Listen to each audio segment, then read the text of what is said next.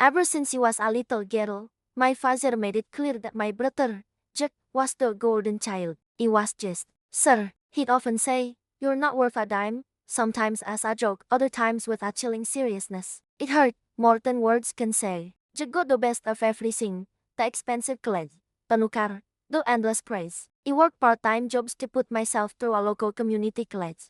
He wasn't asking for the world, just a little bit of fairness, a little bit of love. But in our family, fairness was a currency only Jack could spend. Things got worse after our mother passed away. She was the buffer, the one who tried to balance the scales. Without her, the favoritism became unbearable. My father's business, a successful construction company he built from the ground up, was his pride and joy. It was always understood that Jack would inherit it. He was expected to find my own way, with no more support, no more safety net. But what really stung was how my father started funneling money to Jack. Not just small gifts, but huge sums. "It's for the business," he'd say. "Jack's learning the ropes." But he knew better. He saw the new sports car Jack bought, the lavish vacations he took, the down payment he made on a luxury apartment. These weren't business expenses. That's when he decided I'd had enough of being treated like he was worthless. If he was worth nothing, then they wouldn't miss what he was owed, right? He started small. He got a job as a bookkeeper, learning everything he could about finances, accounting, and legal documentation. At home, he became a silent observer, a financial detective in my own family. Every time my father mentioned a loan to Jack, he made a note. I discreetly checked bank statements left on the kitchen counter, find receipts in the trash, and he cross-referenced them with Jack's extravagant social media posts. He created a spreadsheet, a meticulous record of every single dollar that flowed from our father's accounts to Jack's lifestyle. He named the file the Worth a Dime Project. The spreadsheet grew over the years, tens of thousands, then hundreds of thousands of dollars. It was a cold, hard ledger of my father's blatant favoritism. It documented transfers for investment properties that were actually Jack's vacation homes, and the business capital that funded his gambling habits. Each entry was a stab in my heart, but it also fueled my resolve. This wasn't just about money anymore. It was about my self-worth.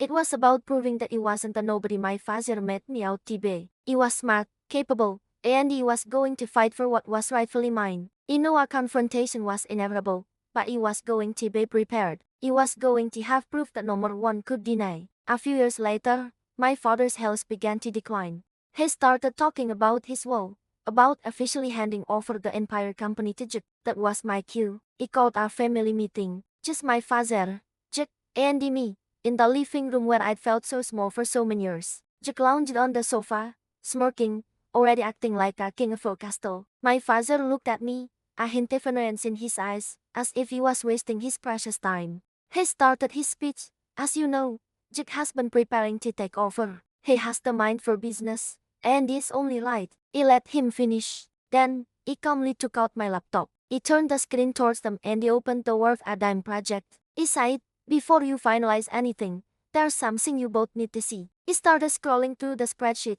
line by line. "Dad, remember the 50,000 you gave Jack in 2018 for a business venture? Here's the bill of sale for his sports car, purchased the same week. Jack, remember the 100,000 for the office renovation? Here are the photos from your trip to Europe, posted one day later." The color drained from their faces. Jack's smirk vanished, replaced by panic. My father was speechless, staring at the undeniable evidence of his actions.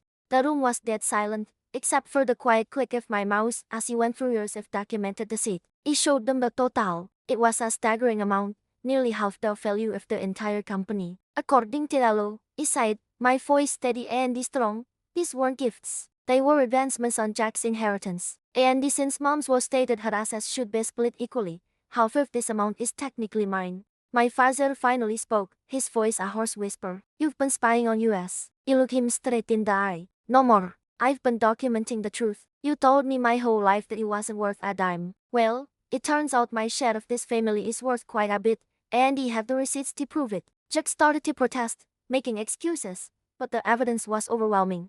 My father just sat there, looking older and more defeated than he had ever seen him. I know he had him cornered, legally and morally. In that moment, the power dynamic in our family shifted forever. He wasn't the invisible daughter anymore. He was the one holding all the cards. He wasn't being greedy or vengeful. He was simply claiming what was fair. He had spent years being undervalued, and he had the proof to demand my worth.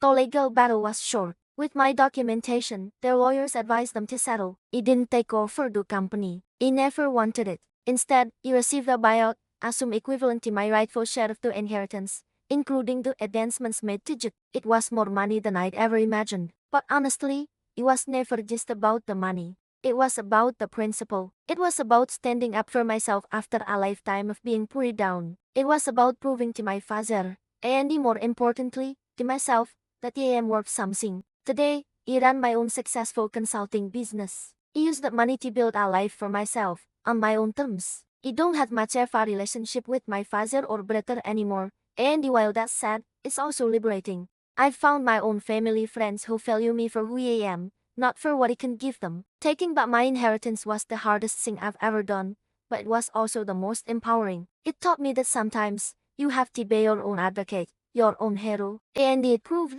once and for all, that I am worth so much more than a dime. Thank you so much for listening to my story. If you've ever felt undervalued, know that you have the power to change your narrative. Don't forget to like this video and subscribe to the channel for more content. See you next time.